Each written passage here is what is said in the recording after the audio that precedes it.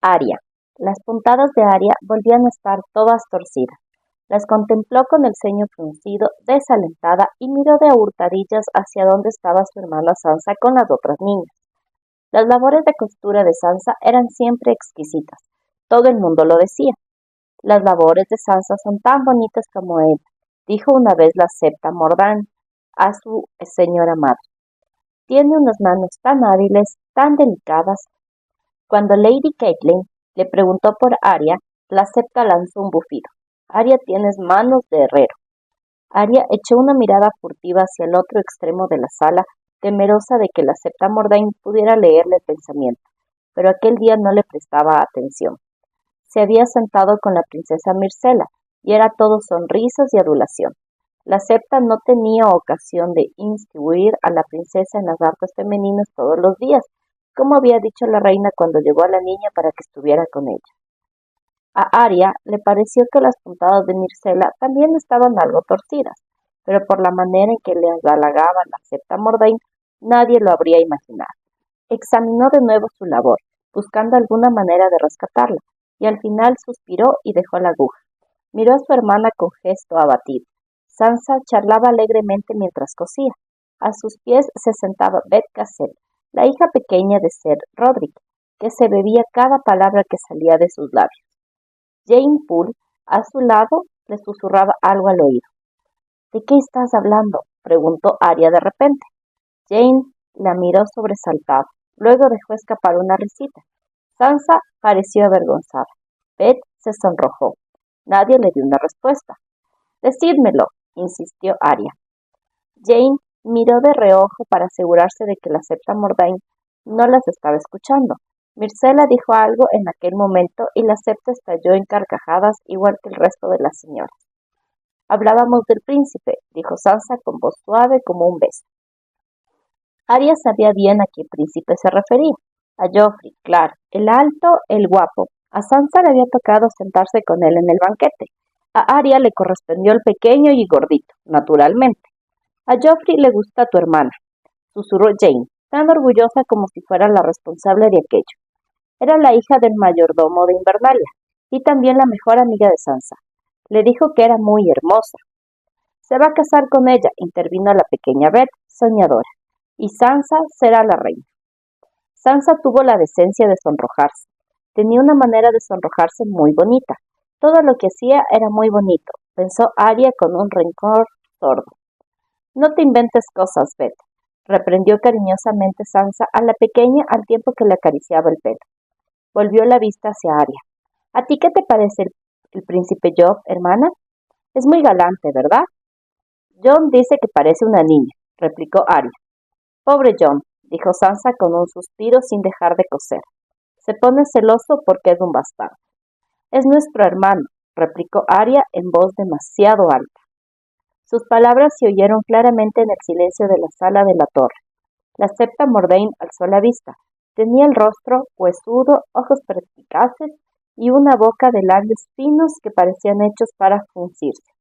Ahora estaban fruncidos. ¿De qué estáis hablando, niñas? Es nuestro medio hermano, la corrigió Sansa con un tono suave y preciso. Sonrió a la septa y le dijo, Arya y yo comentábamos lo contentos que estamos de que la princesa nos acompañe hoy. Desde luego, asintió la septa Mordaunt. Es un gran honor para nosotras. La princesa Myrcella sonrió insegura ante el cumplido. ¿Por qué no estáis cosiendo, Arya? Preguntó la septa. Se puso de pie. Sus faldas amildonadas parecieron susurrar cuando cruzó la sala en dirección a ella. A ver esas puntadas. Arya quería gritar. Era muy propio de Sansa atraer la atención de la septa. No tuvo más remedio que tenderle la tela. La septa la examinó. Arya, Arya, Arya, dijo. Esto está mal, muy mal. Todos la miraban. Aquello era excesivo. Sansa era demasiado educada para sonreír ante el apuro de su hermana, pero Jane lo compensaba de sobra. Arya sintió cómo se le llenaban los ojos de lágrimas. Se levantó bruscamente y corrió hacia la puerta. Arya, gritó la septa Mordaunt, vuelve aquí. No te atrevas a salir. Tu señora madre se va a enterar de esto, y delante de nuestra princesa. Eres una vergüenza para todos. Arya se detuvo ante la puerta y se dio media vuelta, mordiéndose los labios. Las lágrimas le corrían por las mejillas. Se las arregló para hacer una reverencia rígida en dirección a Myrcella. «Con vuestra venida, mi señora». Myrcella la miró, luego clavó la vista en las señoras como pidiendo ayuda, pero si la niña parecía insegura, Septa Mordane no. «¿A dónde crees que vas?», rugió. «Tengo que herrar un caballo», contestó Arya con voz dulce mirándola. La consternación en el rostro de la Septa le produjo cierto placer. Se dio media vuelta, salió y bajó por las escaleras tan deprisa como pudo. No era justo. Sansa lo tenía todo. Sansa era 2 años mayor.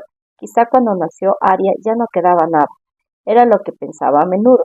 Sansa sabía coser, bailar y cantar. Escribía poesías. Tenía buen gusto al vestirse. Tocaba el arpa alta y por si fuera poco también el cariñón. Y lo peor, era hermosa. Sansa había heredado los pómulos altos de su madre y la espesa cabellera rojiza de los Tully. Arya había salido a su señor padre.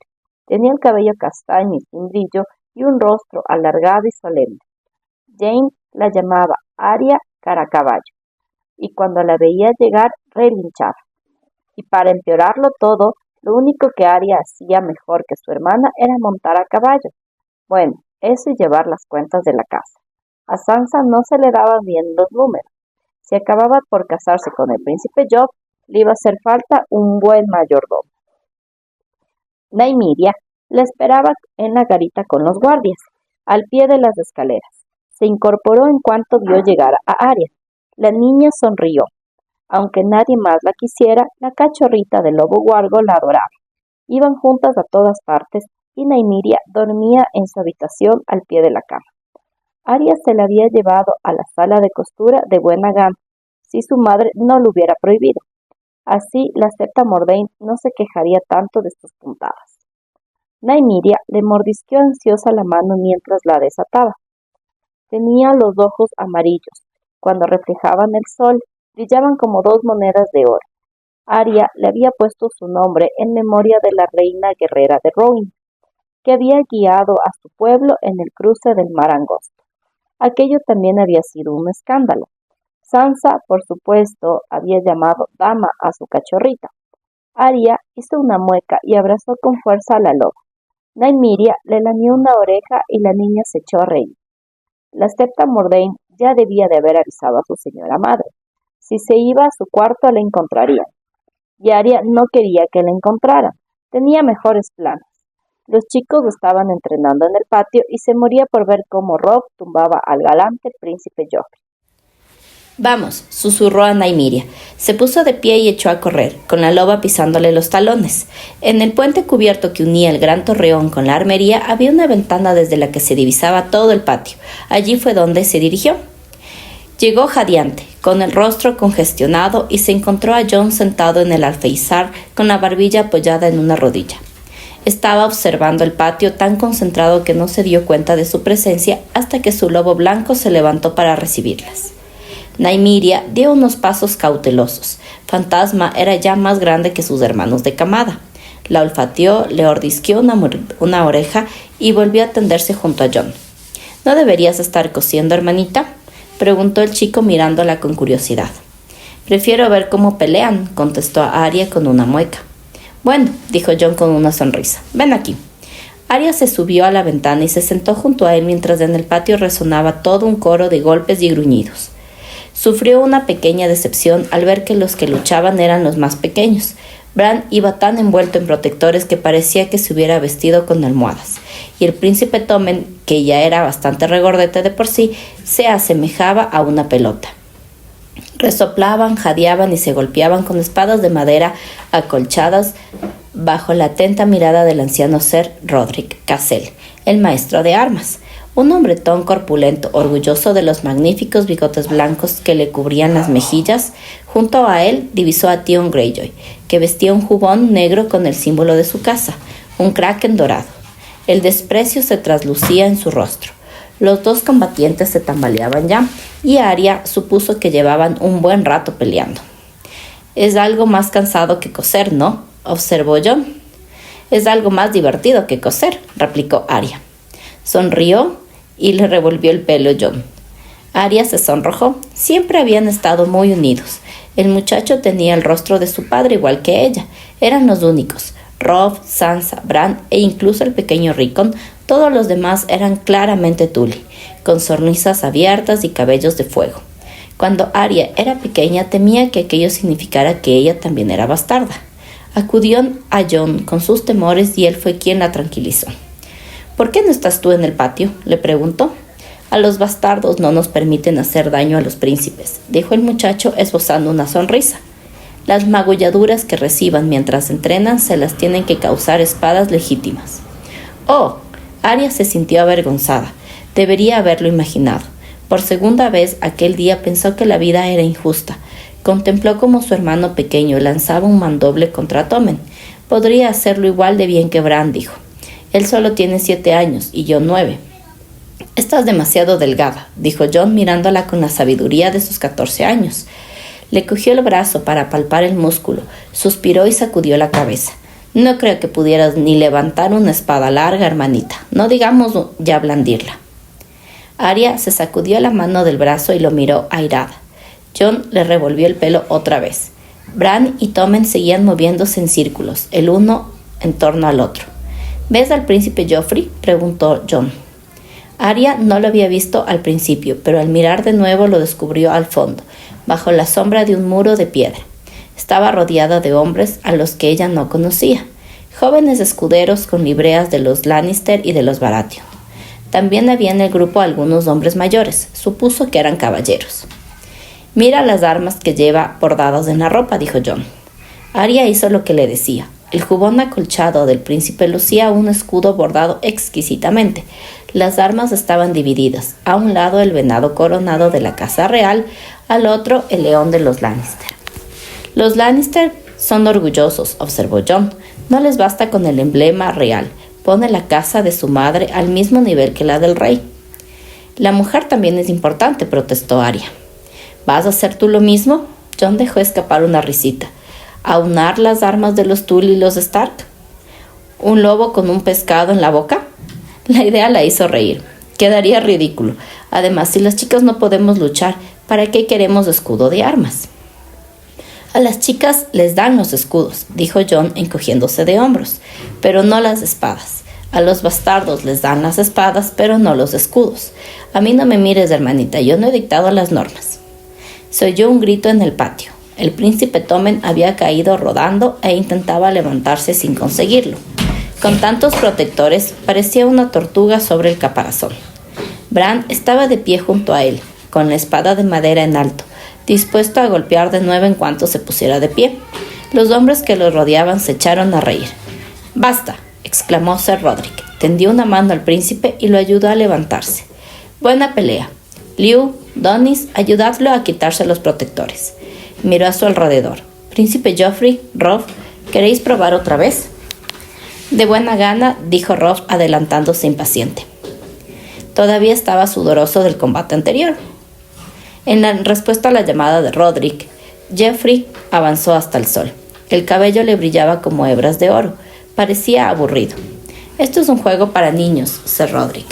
«Es que son niños», señaló con sorna Tion Greyjoy después de soltar una carcajada. «Puede que Robb sea un niño», dijo Joffrey. «Yo soy un príncipe y me he cansado de pinchar Starks con una espada de juguete». «Has recibido más golpes de los que has dado, Joff», dijo Robb. «¿Tienes miedo?». «Estoy aterrado», dijo el príncipe Joffrey mirándolo fijamente. «Eres mucho mayor que yo». Los hombres del grupo de los Lannister se echaron a reír. «Joffrey es una mierda», dijo Jon a Arya, mientras observaba la escena con el ceño fruncido. «¿Qué proponéis?». Ser Rodrik se tiroteaba el mostacho blanco pensativo. «Acero con filo». «Hecho», dijo inmediatamente Robb. «Lo vas a lamentar». «El acero afilado es demasiado peligroso», dijo el maestro de armas poniendo una mano en el hombro de Robb para calmarlo. «Os dejaré combatir con espadas de torneo, embotadas». Joffrey no dijo nada, pero un hombre al que Arya no conocía, un caballero alto con el pelo negro y cicatrices de quemaduras en el rostro, dio un paso para situarse ante el chico. «Este es tu príncipe. ¿Quién eres tú para decirle con qué espada debe pelear?». El maestro de armas de Invernalia, Clegane. Será mejor que lo tengas presente. ¿Entrenas mujeres?, preguntó el hombre de las quemaduras. Tenía la musculatura de un toro. Entreno caballeros, replicó Sir Roderick con mordacidad. Pelearán con acero cuando estén preparados, cuando tengan edad suficiente. ¿Cuántos años tienes, chico?, preguntó el hombre de las quemaduras a Robb mientras lo miraba. 14. Yo maté a un hombre cuando tenía 12 años, y no fue con una espada embotada, de eso puedes estar seguro. Arya vio que a Robb se erizaba. Lo habían herido en su orgullo. El chico se volvió hacia Sir Roderick. Déjeme que lo intente, lo puedo vencer. Pues vénselo con una espada de torneo, replicó Sir Roderick. Vuelve a retarme cuando seas mayor, Stark, dijo Joffrey encogiéndose de hombros. Mayor, no viejo. Los hombres del grupo de los Lannister estallaron en carcajadas. Las maldiciones de Robb resonaron en todo el patio. Theon Greyjoy lo agarró por el brazo para que no se abalanzara contra el príncipe. Sir Roderick se retorció los bigotes consternado. Vamos, tomen, dijo Joffrey a su hermano pequeño fingiendo un bostezo. Se ha acabado el recreo. Deja a los niños con sus chiquilladas. Aquello provocó más carcajadas en el grupo de los Lannister y más maldiciones de Robb. Sir Roderick estaba tan furioso que el rostro se le puso rojo como un tomate bajo los bigotes blancos. Theon tuvo que sujetar a Robb con la mano de hierro hasta que los príncipes y su cortejo estuvieron lejos a salvo. Jon los observó alejarse y Arya observó a Jon. Tenía el rostro tan tranquilo como el estanque de bosques de dioses. Por fin se bajó del afeizar. El espectáculo ha terminado, dijo. Se inclinó para rascar a Fantasma entre las orejas. El lobo blanco se levantó y se restregó contra él. Más vale que vayas corriendo a tu habitación, hermanita. Seguro que la Septa Mordane está al acecho. Cuanto más tiempo te escondas, más duro será el castigo. Te vas a pasar el invierno haciendo costura. Cuando llegue el deshielo en primavera encontrarán tu cadáver con la aguja entre los dedos congelados. «¡Odio coser!», exclamó Arya con pasión. No le había hecho gracia el comentario. «No es justo». «No hay nada justo», dijo Jon. Le revolvió el pelo de nuevo y se alejó con Fantasma. Nymeria echó a andar tras ellos, pero se detuvo y retrocedió al ver que Arya no lo seguía. La niña de mala gana echó a andar en dirección contraria. Era peor de lo que había supuesto Jon. Cuando llegó a su cuarto, le esperaba la Septa Mordane, pero no estaba sola, estaba con su madre. Bran. La partida de caza se puso en marcha al amanecer. El rey quería que hubiera jabalí en el banquete de la noche. El príncipe Joffrey cabalgaba con su padre, así que Robb había recibido permiso para ir también con los cazadores. Junto con ellos iba su tío Benjen, Jory y Theon Greyjoy, Sir Roderick e incluso el extraño hermano pequeño de la reina. Al fin y al cabo era la última cacería. Al día siguiente por la mañana emprenderían el viaje hacia el sur. Bran había tenido que quedarse en Invernalia con Jon, las niñas y Rickon. Pero Rickon no era más que un bebé. Las niñas no eran más que niñas, y Jon y su lobo parecían haberse esfumado. Bran tampoco los buscó con demasiado interés. Tenía la sensación de que Jon estaba enfadado con él. Últimamente Jon parecía enfadado con todo el mundo. El niño no entendía por qué. Sabía que su medio hermano iba a marcharse con el tío Ben al muro, para unirse a la Guardia de la Noche. Aquello era tan emocionante como ir al sur con el rey. El que se tenía que quedar en Invernalia era Robb, no Jon. Llevaba días muriéndose de impaciencia. No veía la hora de iniciar el viaje. Iba a recorrer el camino real a caballo, no a lomos de un pony, sino de un caballo de verdad. Su padre sería la mano del rey. Vivirían en el castillo rojo de desembarco del rey, el castillo que habían construido los señores dragón. La vieja Tata decía que allí habían fantasmas y mazmorras, donde habían pasado cosas horribles, y que los muros estaban adornados con cabezas de dragón. Solo con imaginarlo a Bran le daban escalofríos, pero no tenía miedo. ¿Por qué iba a tenerlo? Su padre estaría con él y el rey y todos los caballeros del rey a sus espadas reales. Algún día el mismo Bran sería caballero y pertenecería a la Guardia Real. La vieja Tata decía que los guardias eran las mejores espadas del reino. Solo eran 7, vestían armadura blanca y no tenían esposa ni hijos. Vivían solo para servir al rey. Bran se sabía de memoria todas las leyendas. Sus nombres le sonaban a música celestial. Serwyn del escudo espejo, Ser Ryan Redwine, el príncipe Aemon, el caballero dragón, los gemelos Ser Erric y Ser Arric, que se habían matado mutuamente con una lucha espada a espada hace cientos de años. Cuando el hermano luchó contra la hermana en la guerra de los trovadores, llamaron la danza de los dragones. El toro blanco, Gerald Hightower, Ser Arthur Dane, la espada del amanecer, Barristan el Bravo. El rey Robert había llegado al norte acompañado por 2 de sus guardias reales. Bran los había observado con fascinación sin atreverse a dirigirles la palabra.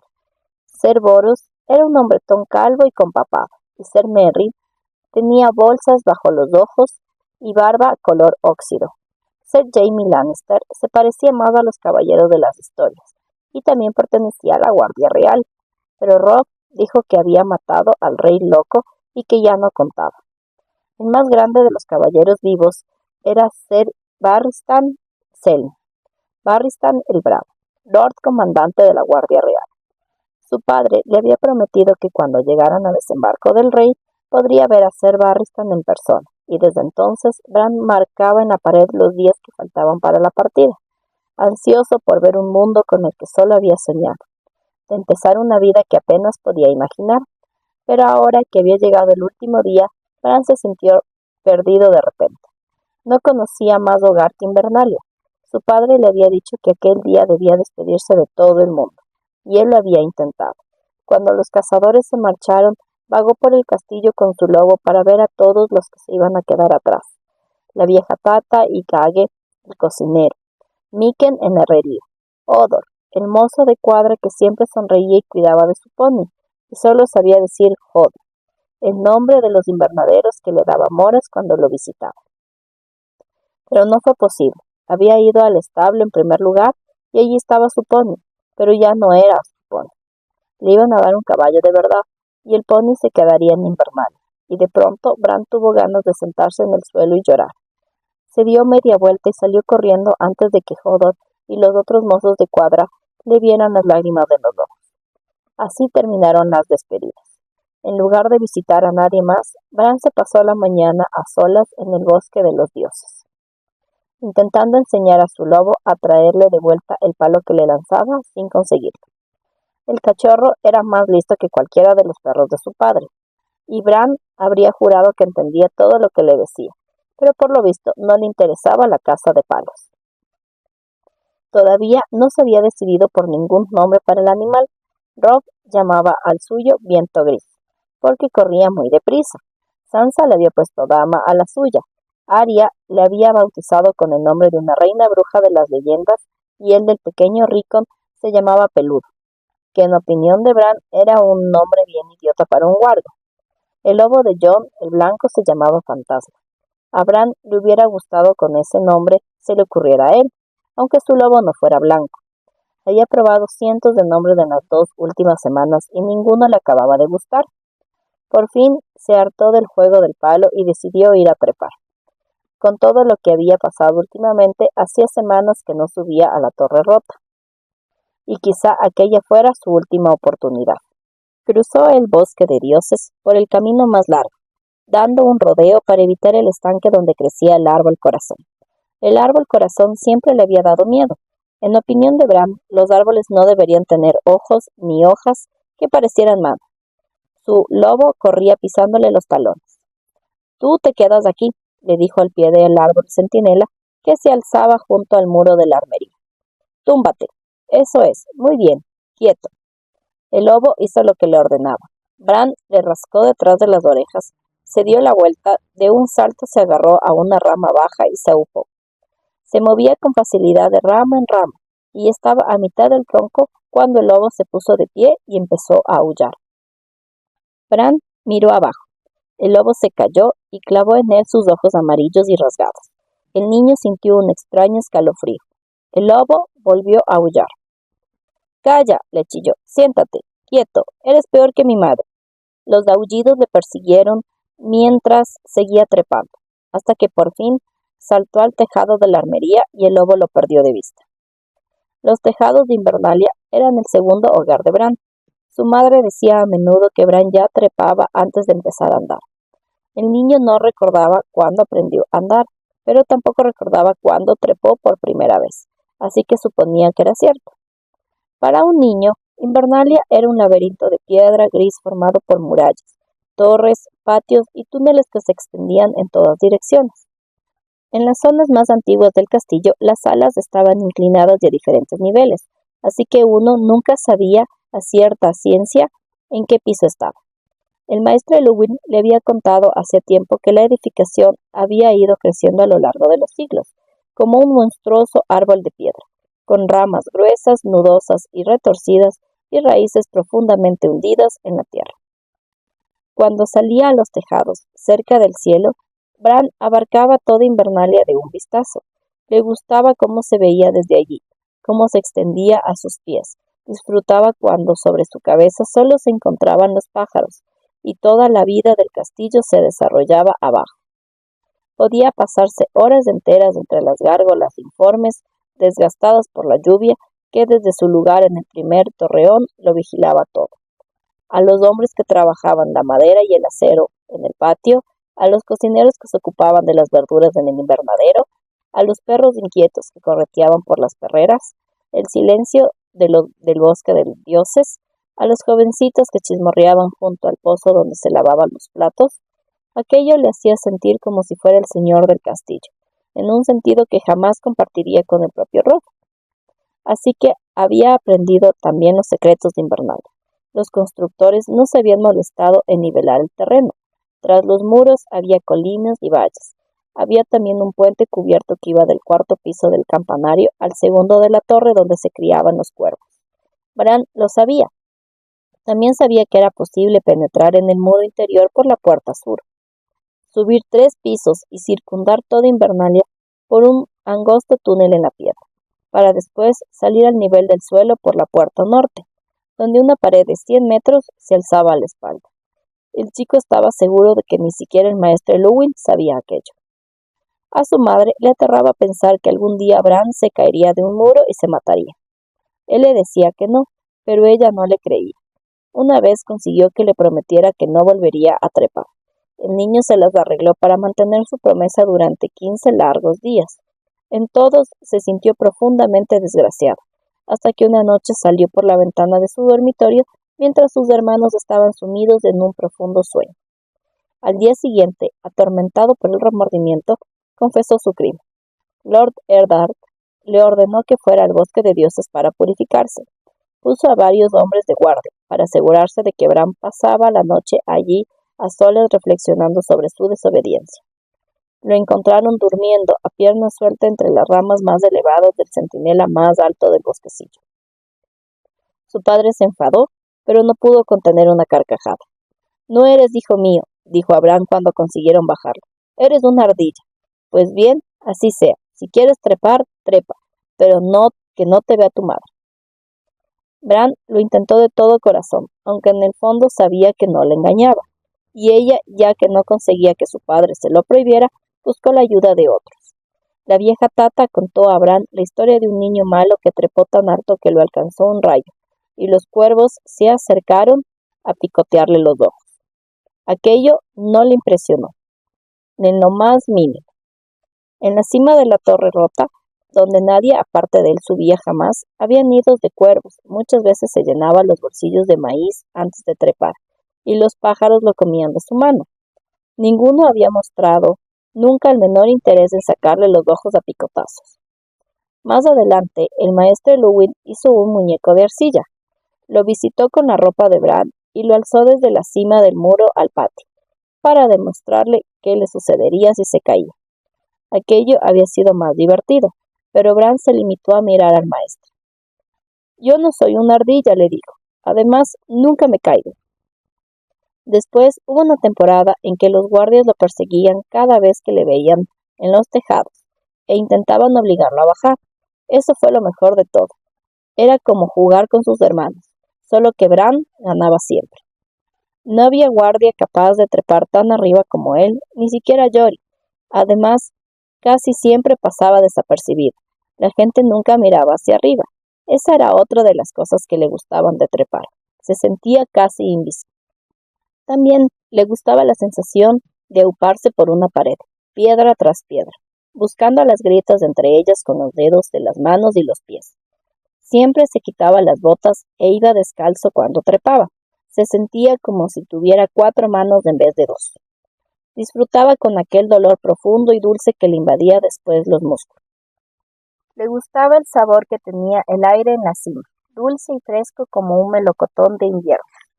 Le gustaba también los pájaros, los cuervos de la torre rota, los diminutos gorriones que anidaban en las grietas entre las piedras, el viejo búho que dormitaba en el desván polvoriento sobre la armería. Bran los conocía a todos, y más que nada en el mundo le gustaba estar en lugares a los que nadie más podía ir y ver la mole gris y dispersa de Invernalia de una manera que ningún otro veía. Así, todo el castillo era el escondite secreto de Bran. Su territorio favorito era la Torre Rota. En el pasado había sido una torre de vigilancia, la más alta de Invernalia. Hacía mucho tiempo, 100 años antes de que naciera su padre, cayó un rayo que la incendió. El tercio superior de la estructura se había derrumbado y caído en el interior, y la torre jamás se había reconstruido. De cuando en cuando, su padre enviaba ratoneros a la base de la torre para acabar con los nidos que siempre encontraban entre el laberinto de cascotes y vigas chamuscadas y podridas. Pero ya nadie subía a la cima desgarrada de la estructura, a excepción de Bran y los cuervos. Conocía 2 caminos para llegar allí. Se podía trepar por un lado de la propia torre, pero las piedras estaban sueltas y el mortero que las había mantenido unidas ya no era más que un recuerdo. Así que a Bran no le gustaba descargar todo su peso sobre ellas. El mejor camino partía del bosque de dioses. Había que trepar a las ramas más altas del centinela y cruzar sobre la armería y la sala de la guardia, saltando de tejado en tejado, descalzo para que los guardias no oyeran las pisadas sobre ellos.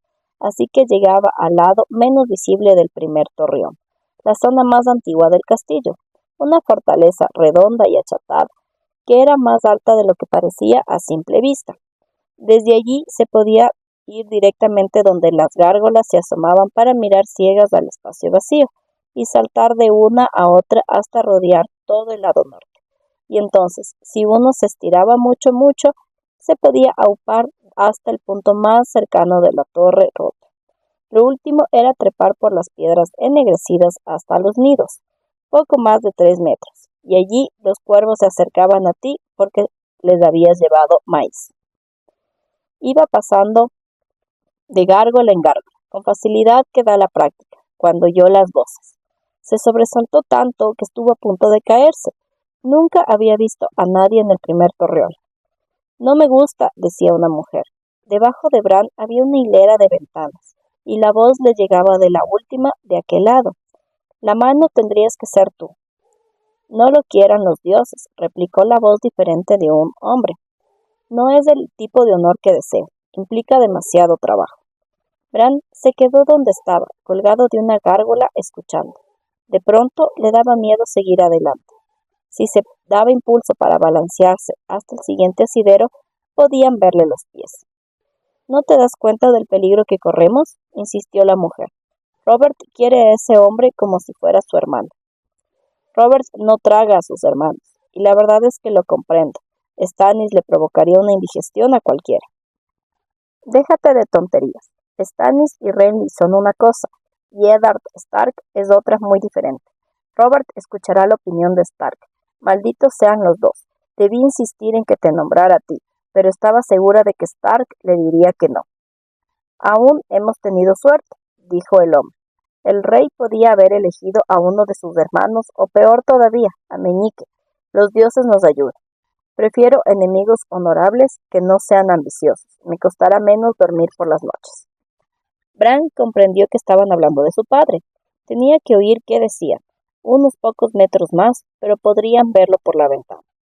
Tendremos que vigilarlo de cerca, dijo la mujer. Prefiero vigilarte a ti, replicó el hombre. Parecía aburrido. Ven aquí.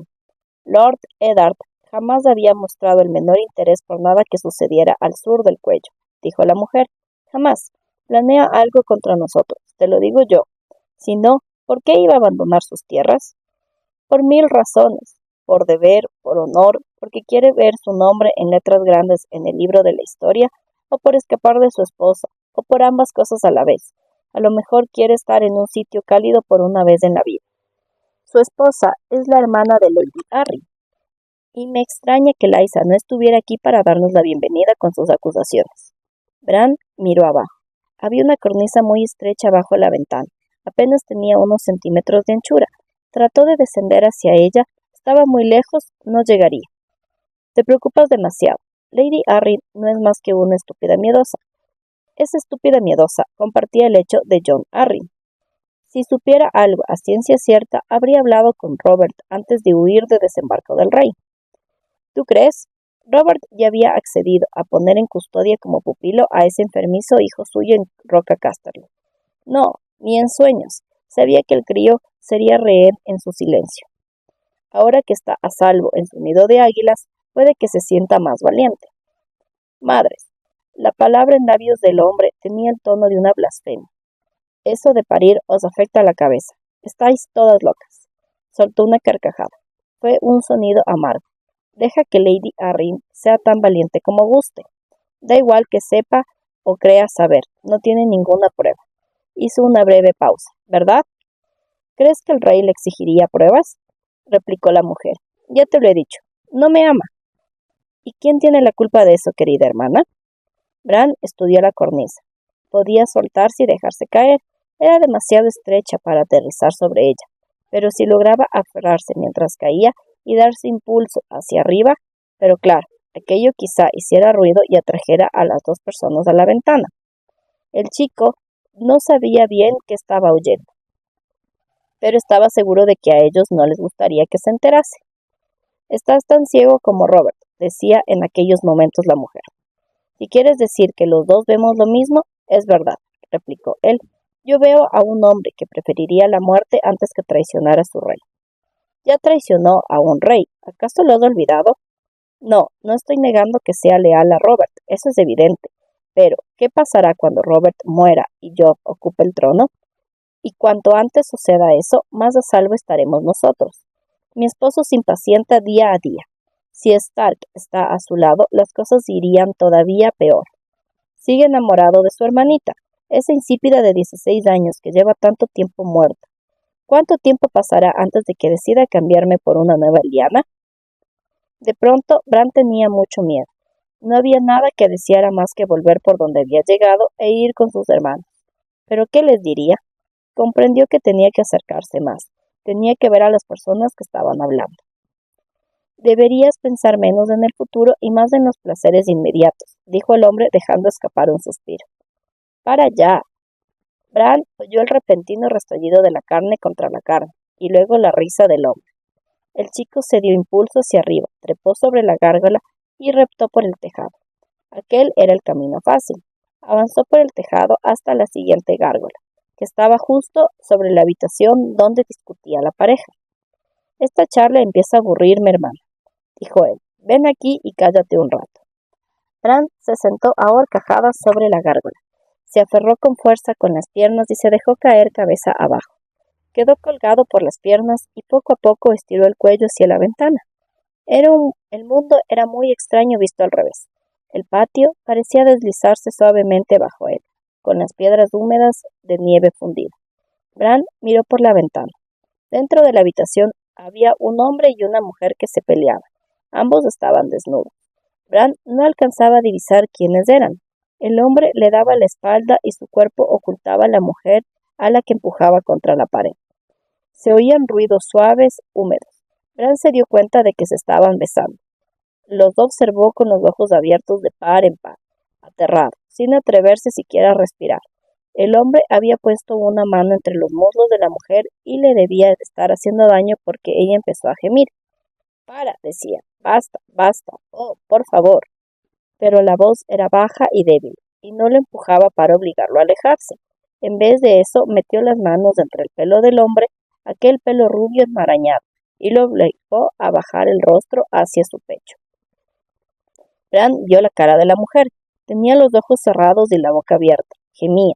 Se le mecía la cabellera dorada mientras movía la cabeza adelante y atrás. Pero aún así reconoció a la reina. Debió dejar escapar algún sonido. De pronto, la mujer abrió los ojos y lo miró directamente. Lanzó un grito. Todo sucedió de repente. La mujer apartó a un lado al hombre de un empujón, mientras gritaba y señalaba enloquecida. Bran intentó auparse de nuevo a la gárgola. Iba demasiado deprisa. Rozó inútilmente la piedra suave con la mano y en medio del pánico se le deslizaron las piernas. Y cayó. Hubo un instante de vértigo, una sacudida estremecedora cuando la ventana pasó junto a él. Estiró una mano y se agarró de la cornisa. Se resbaló. Estiró la otra y consiguió aferrarse. Quedó colgado contra la pared del edificio. El impacto lo había dejado sin aliento. Bran se quedó suspendido de un brazo jadeante. En la ventana sobre él aparecieron dos rostros. La reina, y ahora Bran reconocía también al hombre que estaba a su lado. Se le parecía tanto como si fuera su imagen especular. «Nos ha visto», dijo la mujer con voz chillona. «Eso parece», asintió el hombre. Los dedos de Bran empezaron a resbalar. Se aferró a la cornisa con la otra mano. Hincó las uñas en la piedra. El hombre le tendió el brazo. «Dame la mano», dijo. «Te vas a caer». Bran se aferró al brazo con todas sus fuerzas. El hombre lo izó hasta la cornisa. «¿Qué haces?», le gritó la mujer. El hombre no hizo caso. Era muy fuerte. Subió a Bran hasta el alféizar de la ventana.